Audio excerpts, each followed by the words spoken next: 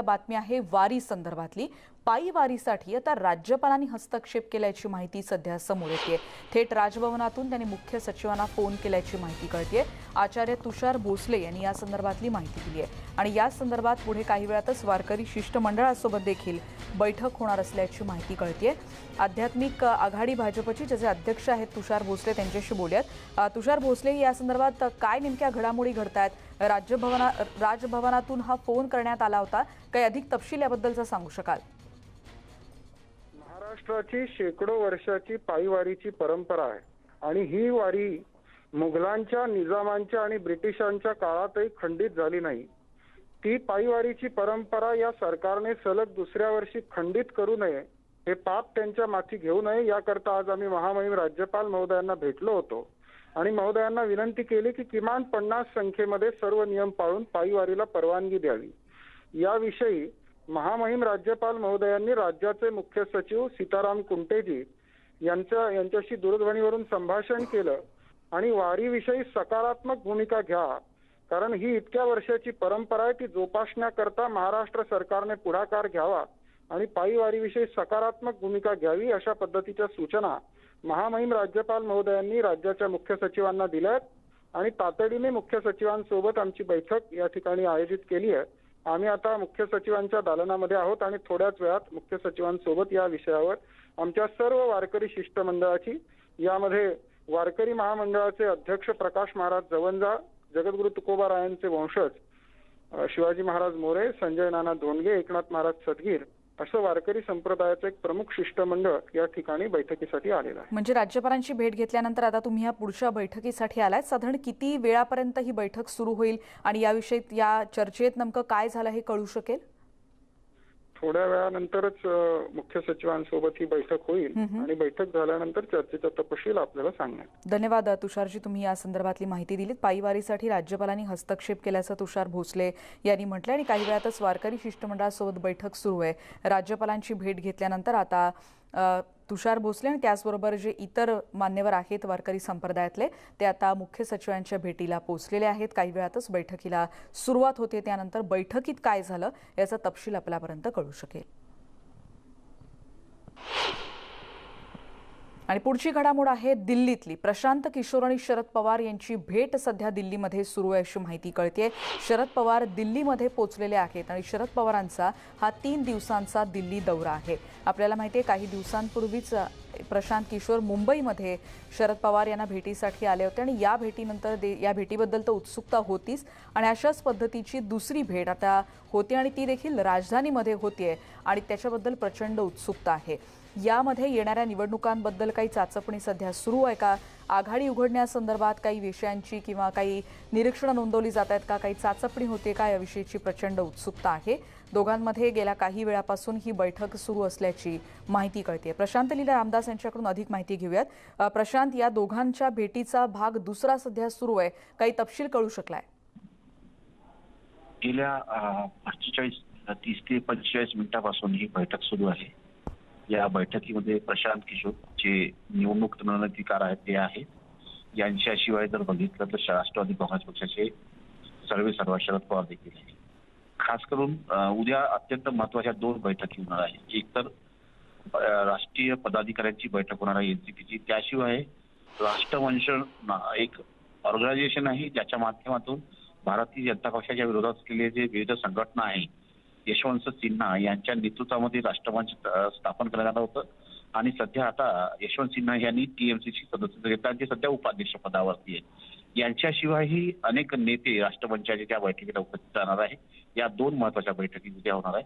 पण त्या पार्श्वभूमीवरती देशात आता कशा पद्धतीनं भारतीय जनता पक्षाच्या विरोधात लढा लढायचा या संदर्भात प्रशांत किशोर आणि शरद पवार यांची विस्ताराने चर्चा होत आहे। आपल्याला माहित असेल की प्रशांत किशोर हे यांना भारतीय जनता पक्षांना अनेकदा पराभूत करण्यामध्ये यश आलेलं आहे आणि त्या पद्धतीने पश्चिम बंगालचा अनुभव बघितला त्यांनी जे भाकीत केलं होतं ते भाकीत निश्चितपणे सत्यात उतरलेलं आहे। प्रशांत, आणखी येते तुमच्याकडे आणखीन एका प्रश्नासह प्रवीण दरेकरजी आता आपल्या सोबत आहेत। प्रवीण दरेकरजी, तुम्हाला काय याबद्दलची प्रतिक्रिया व्यक्त करायची आहे? कारण मुंबईत ही भेट झाली होती आणि आता अंक दुसरा सध्या दिल्लीत सुरू आहे। नाही, प्रशांत किशोर मुंबईत येऊनही पवार साहेबांना भेटले होते आणि त्यांनी त्या ठिकाणी देश पातळीवर त्या ठिकाणी पक्षाच्या साठी काम करतात, वेगवेगळ्या पक्षांना निवडणूक स्ट्रॅटेजीच्या संदर्भात, आणि त्यांनी त्या ठिकाणी जाहीर केलं होतं आता मी ते काम करणार नाही. मग पुन्हा तेच काम करायचं आहे, सगळ्या पक्षाची मोड बांधून की स्वतः राजकारणात सक्रिय व्हायचं आहे, हा प्रशांत किशोरांचा विषय आहे.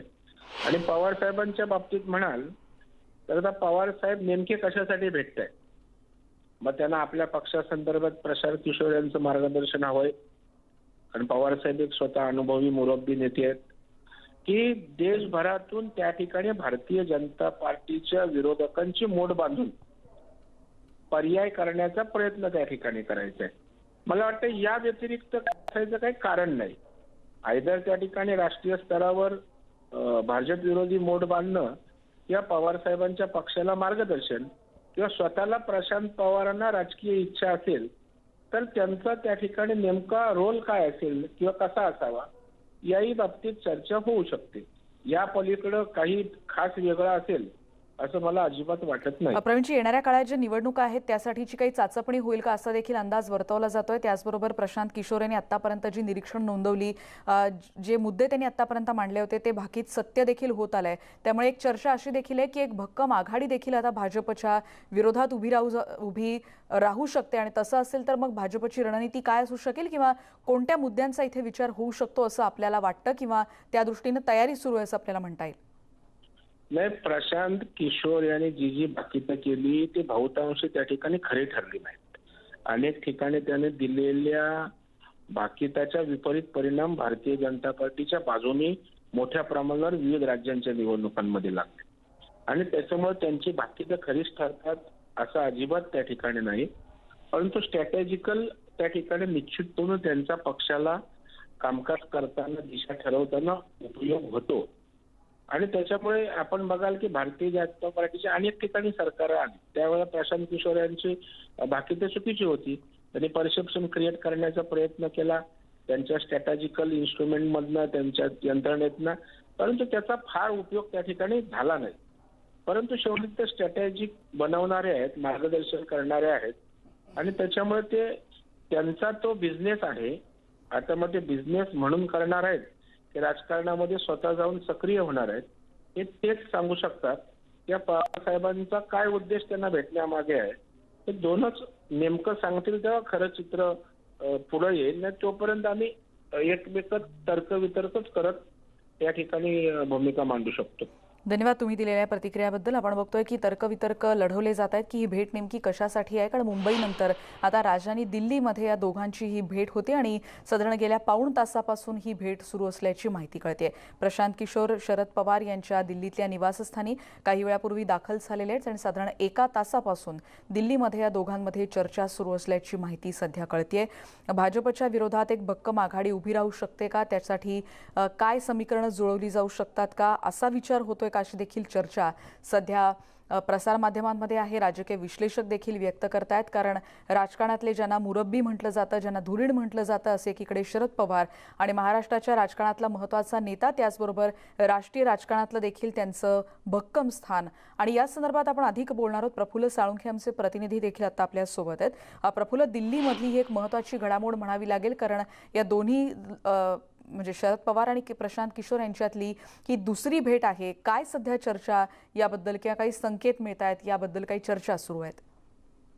रेणुका, आपण जर पाहिलं तर गेल्या 2 आठवड्यापूर्वी प्रशांत किशोर यांनी मुंबईमध्ये शरद पवार यांची भेट घेतली होती आणि अनेकांच्या बोया या ठिकाणी उंचावल्या होत्या. कारण राजकारणामध्ये 2 दिग्गज लोक जेव्हा एकत्र आले त्यानंतर नक्की ही राज्यासाठी भेट होती की केंद्रामध्ये एनडीएच्या विरोधात काही पावलं उचलायची आहेत या संदर्भात इथं अनेक चर्चा ज्या आहेत त्या समोर आल्या होत्या. पण राष्ट्रवादी काँग्रेसने तेव्हा देखील खुलासा केला होता की काही राजकारणामध्ये काही गोष्टी असतात की जेणेकरून एक काही संघटना तयार करता येऊ शकते का, किंवा एनडीएच्या संदर्भात विरोधात काही सर्व राजकीय पक्ष एकत्र येता येऊ शकतात का, या संदर्भातल्या शक्यतांवर देखील या ठिकाणी चर्चा झाल्याचं बोललं गेलं होतं. पण आज जी बैठक झाली त्या संदर्भात अजूनही राष्ट्रवादी काँग्रेसने कुठलीही भूमिका स्पष्ट केलेली नाही. राष्ट्रवादी काँग्रेसचे मुख्य प्रवक्ता नवाब मलिक यांनी देखील अजूनही पक्षानं या संदर्भात कुठली भूमिका नसल्याचं स्पष्ट केलेलं आहे. त्यामुळे नक्की या भेटीमागे काय दडलंय या संदर्भात अनेक चर्चा ज्या आहेत त्या सुरू आहेत. प्रणव. अगदी धन्यवाद प्रफुल्ल या माहितीबद्दल. आणि यानंतर आपण बोलणार आहोत राजकीय विश्लेषक धर्मेंद्र जोरे आता आपल्या सोबत आहेत. धर्मेंद्रजी, तुमची काय पहिली प्रतिक्रिया आहे? कारण एकीकडे असं म्हटलं जात आहे की भाजप विरोधात एक मोड बांधली जाऊ शकते का, त्या दृष्टीनं काही चाचपणी होती अशी देखील चर्चा आहे. अगदी मागच्या वेळी ज्या स्पेक्युलेशन्स होत्या त्या विंडिकेट झाल्या म्हणजे की त्या खऱ्या ठरत आहेत का असं आज म्हणायला हरकत नसावी. कारण मी आणि इतर लोक ज्यांना या गोष्टी जाणून घेण्यात इंटरेस्ट आहे त्यांचं आज हेच म्हणणं असेल की हे मुंबईमध्ये झालेल्या मिटिंगचं एक्सटेन्शन असावं.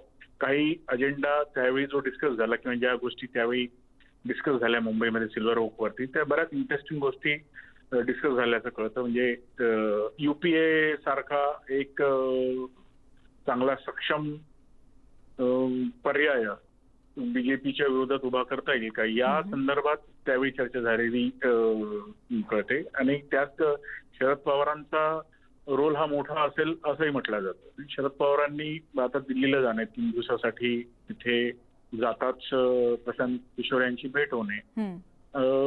तर येत्या मुंबईच्या मिटिंगचं एक्सटेन्शन आहे. तिथे जो एक विषय ठरलेला असेल तो पुढे नेण्याची नक्कीच काहीतरी इथे तर ज्याला आपण मोमेंटम देणे म्हणतो, गती देणे म्हणतो, ती गती देण्याचा प्रयत्न असेलच असं. म्हणजे जर आपण पर्सेंटेज वाईज बरं झालं तर 100 पैकी 80 लोक हेच म्हणतील आणि त्या 80 मध्ये मी पण असेल. आणि जेव्हा पश्चिम बंगालमध्ये ममतांसारखा एक मोठी ताकद पुढे येते आणि परवाच्या दिवशीच्या भाषणामध्ये जर तुम्ही उद्धव ठाकरेंचं ऐकलं असेल तर उद्धव ठाकरेंनी रिजनल पार्टीजच्या ताकदीबाबतीत एक विशेष टिप्पणी केली. त्यांनी काँग्रेसच्या ज्या एकला चलो रे विधानासंदर्भात त्याचा समाचार घेताना की अशा काही शक्ती राज्यांमध्ये आहेत आणि त्यांनी पश्चिम बंगालचं उदाहरण दिलं की ज्यांनी या मोठ्या शक्ती आहेत त्यांना भुईसपाट केल्यासारखं त्यांनी सांगितलेलं होतं. त्यात एक बीजेपी आणि काँग्रेस. तर त्यांचा तो काँग्रेसलाही संदेश होता आणि बीजेपीलाही संदेश होता. तर त्या संदर्भात ही एक मुंबईमध्ये झालेली मिटिंग आणि नंतर इथे दिल्लीत होणारी अशा शक्यता वर्तवल्या जातात. धर्मेंद्रजी धन्यवाद, तुम्ही याबद्दलचं विश्लेषण केलं त्याबद्दल. त्यामुळे आपण बघतोय की एक पर्यायी आघाडी तयार करण्याच्या दृष्टीनं काही चाचपणी होते का अशी चर्चा सध्या राजकीय विश्लेषक देखील व्यक्त करताना दिसत आहेत. आणि महत्त्वाच्या बातमीनंतर एक ब्रेक घेऊन आपण इतरही बातम्यांचं पुन्हा भेटणार आहोत. पहा फक्त न्यूज 18 लोकमत.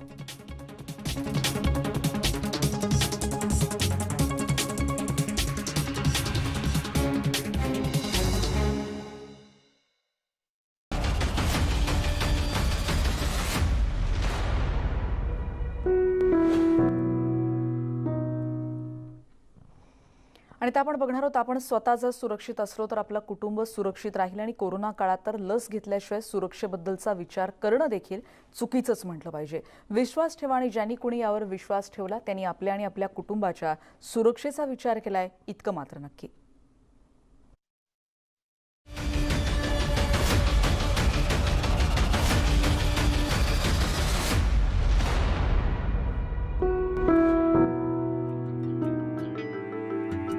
लस संजीवनी आहे ही बाब जर गांभीर्यानं लक्षात घ्यायची असेल तर तुम्ही मुंबईतल्या ऑटो रिक्षा चालकांसाठी सुरू केलेल्या या लसीकरण शिबिरात यायला हवं. येथे रांगेत उभे असलेले हे लोक आहेत ज्यांच्याशी आपली रोज भेट होत असते.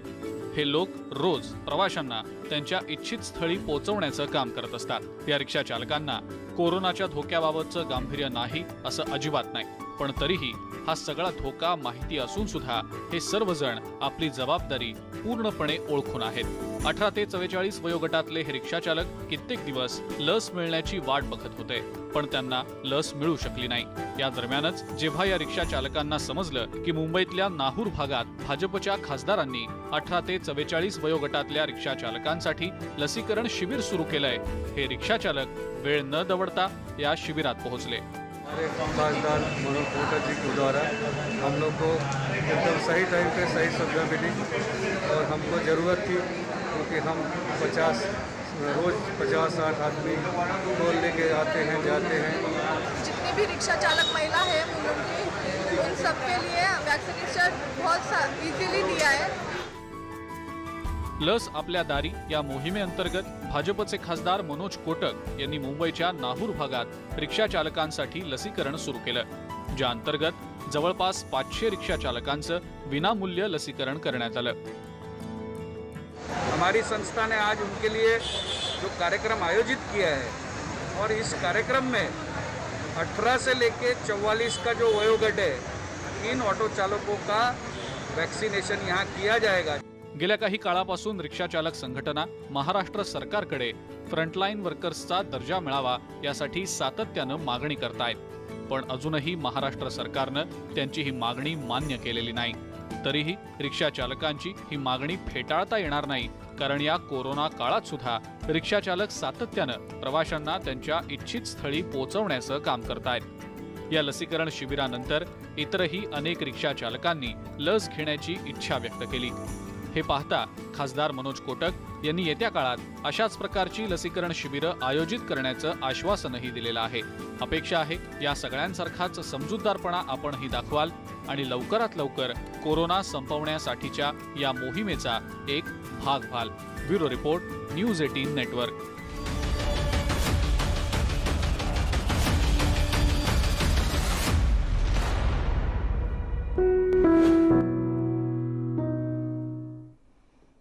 नेटवर्क 18 आणि फेडरल बँकेचा उपक्रम असलेली संजीवनी गाडी भारतभरातल्या कोविडग्रस्त जिल्ह्यातून सध्या फिरते आणि आपणही लसीकरणाबद्दलच्या या संयुक्त मोहिमेला भरभरून पाठिंबा द्या।